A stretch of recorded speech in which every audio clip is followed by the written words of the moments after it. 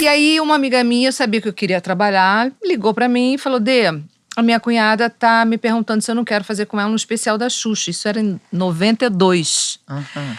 E ela falou assim: eu não vou poder, você não quer conversar com ela? Eu falei: tá, vou, converso com ela. Aí conversei com essa amiga, que é também amiga, Lucilinha.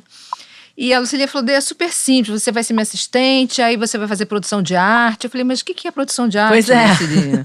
Não, você vai ver, é super tranquilo, a gente tem que produzir os objetos de cena, a gente tem que ajudar a compor o cenário. E eu, assim, muito curiosa, porque isso é uma característica minha de vida, eu sou muito curiosa, eu tenho uma monkey mind, né? Eu tô sempre fuxicando uma coisa diferente, assim. E fui lá, eu, para fazer o especial da Xuxa, né? Que ainda estava no auge dela, Sim. 92, né? Achei aquilo engraçadíssimo, achei tudo assim uma mágica total, adoro backstage de filmagem, de gravação, sabe? Acho que tem uma coisa toda, um universo todo aqui atrás das câmeras que as pessoas não têm ideia do que seja. E aí falei assim, não, tudo bem, eu vou fazer esse seriado, era um trabalho, um job assim curto.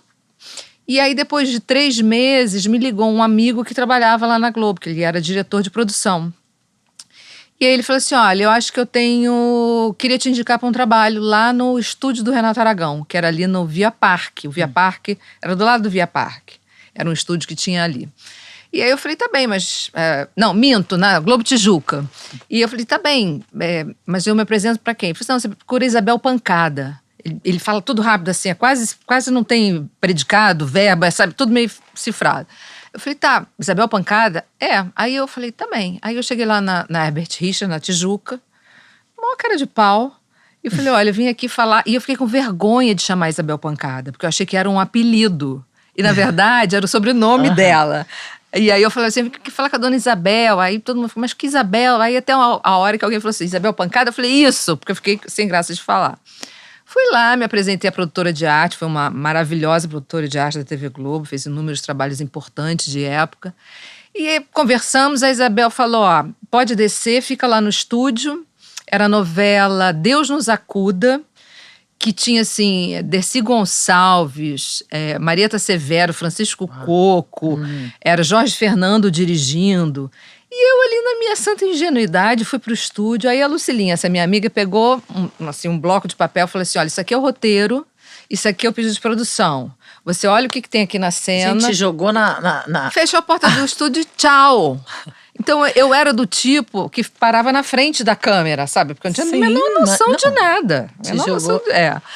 E eu achei aquilo fantástico, maravilhoso e falei, gente, vai ser pelo menos no mínimo um aprendizado, assim. Vou ficar aqui um tempo.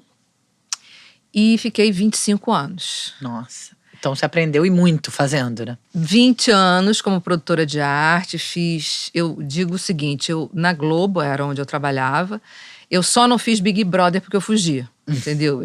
Eu me botei no paredão antes de ir pro programa.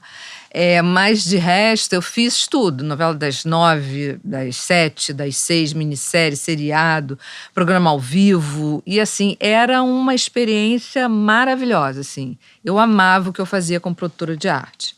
Mas, ao mesmo tempo, eu me sentia muito uma cidadã corporativa, né?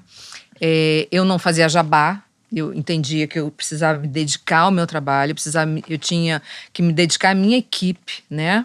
Então, assim, algumas pessoas faziam jabá, assumiam a novela, mas ao mesmo tempo estavam fazendo coisa no mercado. Eu falei assim, não, eu não vou dar conta disso na minha vida, isso aqui já me ocupa muito tempo, eram muitas horas de trabalho, né? Então, assim, eu me dedicava ao meu trabalho na TV Globo. E com isso eu fui aprendendo, isso é até acho que é uma dica muito importante, porque eu gosto também dessa linha de dicas importantes para o mercado de trabalho. Eu fui entendendo a empresa onde eu trabalhava, né? Então, assim, à medida em que eu tinha uma dificuldade para produzir o meu trabalho, eu, ao invés de ficar sentada ou passando e-mail ou ficar resmungando, eu levantava da minha cadeira e ia bater na porta da sala de quem era o responsável por aquilo que estava emperrando meu trabalho e falava, vamos resolver?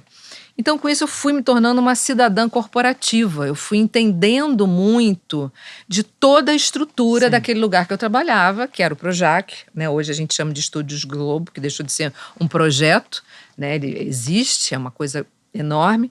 Eu fui entendendo daquela mecânica toda, daquela dinâmica toda. E eu sempre quis fazer exatamente todas esses estilos de produção de audiovisual para televisão.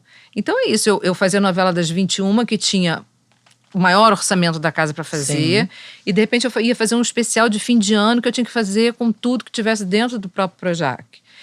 Com isso, eu fui cada vez mais sendo chamada lá dentro para fazer oficinas, para receber grupo de pessoas, para falar sobre os estúdios, a profissão, a própria produção de arte, as áreas de criação, cenografia, produção de arte, figurino e caracterização.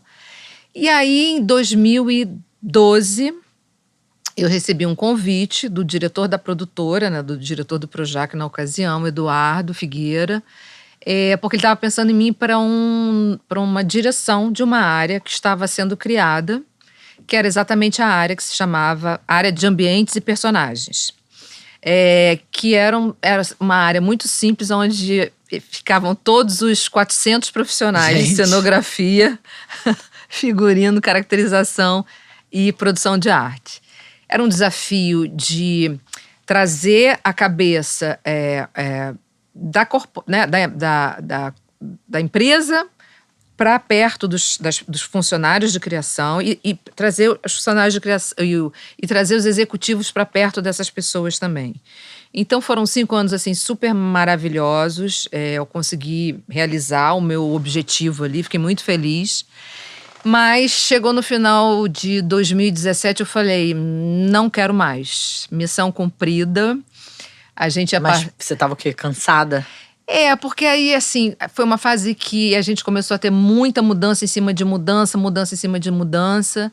E em algumas ocasiões ali eu precisei trabalhar em conjunto com outras pessoas, meio que subordinada, e aí esbarrava em valores pessoais, né? E aí valores pessoais a gente não transpõe, né? A gente vai no limite. Sim, dali tem alguns inegociáveis. Tem alguns inegociáveis. Eu falei, quer saber? Deu. Já fez uma grande trajetória, Uma né? trajetória super de sucesso para quem tinha entrado lá sem ter menor... Sem saber o que ia fazer. Sem saber o que ia fazer, mas assim, querendo aprender muito. Sim. E foi bacanérrimo, né? Quer dizer, todo mundo ficou muito espantado, né? Porque Imagino.